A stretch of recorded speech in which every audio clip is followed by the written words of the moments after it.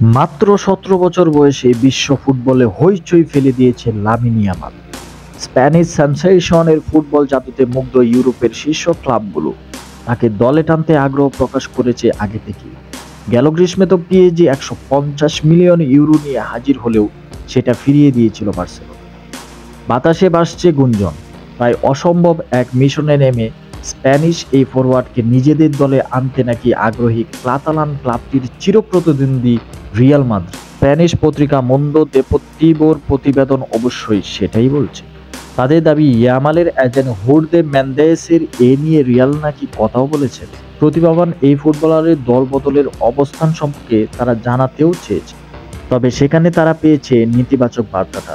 Mendes সরাসরি জানিয়ে দিয়েছেন ইয়ামালের দিকে নজর না দেওয়াই ভালো, কারণ তার ক্লায়েন্ট কেবল বার্সাতেই থাকতে চান। এর আগের সপ্তাহে এই ব্যাপারে ইয়ামাল নিজেও কথা বলেছিলেন। একই পত্রিকাকে তিনি সোজাসুজি জানিয়ে দিয়েছিলেন বার্সেলোনা ছাড়ার চিন্তাই নেই তার। যদি কখনো তাকে কাতালান ক্লাবটি ছাড়তেও হয়, তবে সেটা কখনো রিয়াল মাদ্রিদ হবে না। এমনকি কোনো স্প্যানিশ ক্লাবেও তিনি যেতে চান না। দল ছাড়লে তিনি স্পেনের বাইরে যাবেন বলেই জানিয়ে রেখেছেন। রিয়াল ও পিএসজি ছাড়াও ইংলিশ প্রিমিয়ার লিগের দলগুলোরও নজর রাখছেন ইয়ামালের উপর। মুন্দো দেপোর্তির খবর অনুযায়ী ম্যানচেস্টার সিটি ও লিভারপুলও তাকে দলে পেতে আগ্রহী। দুই দলের মধ্যে আর্থিক দিক বিবেচনায় সিটি অনেকটাই এগিয়ে আছে এই বিবেচনায়। বড় ক্লাবগুলোর আগ্রহ থাকলেও বাস্তবতা বলছে ইয়ামালের বার্সা ছাড়ার সম্ভাবনা নেই বললেই চলে। গুঞ্জন চলছে নতুন করে হান্সি ফ্লিকের দলের সাথে চুক্তির মেয়াদ বাড়ানোর, যা নিয়ে দুই পক্ষের মাঝে চলছে আলোচনা।